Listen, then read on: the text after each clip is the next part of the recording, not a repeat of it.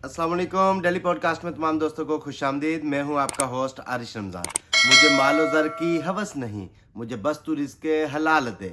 मेरे जहन में तेरी फ़िक्र हो, मेरी सांस में तेरा ज़िक्र हो।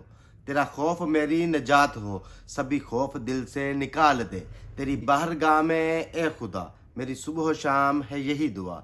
तो रहीम है, तू करीम है, मुझे मुश्किलों से निकाल दे। मेरी आखिरत संवार दे।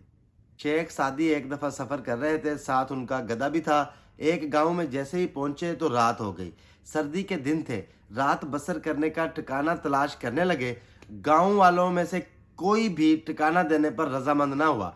आखिरकार एक घर का दरवाज़ा खटखटाया तो घर वालों में से एक ने आवाज़ दी कि मेरी बीवी दर्द से तड़प रही है, बच्चा नहीं हो रहा। अगर तू दुआ करे तो तुझे जगह दे दूंगा। शेख सादी मान गए। उन्हें कमरा मिल गया।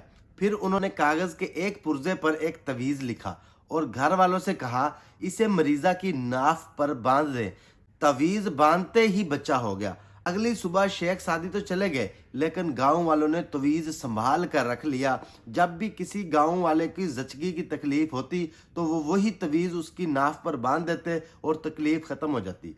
गांव के मौलवी को इस बात पर बड़ा गुस्सा आया। उसने सोचा, अगर तवीज़ पर लिखी हुई आयत का मुझे पता चल जाए तो मुझे बड़ा फ़ायदा हो जाएगा।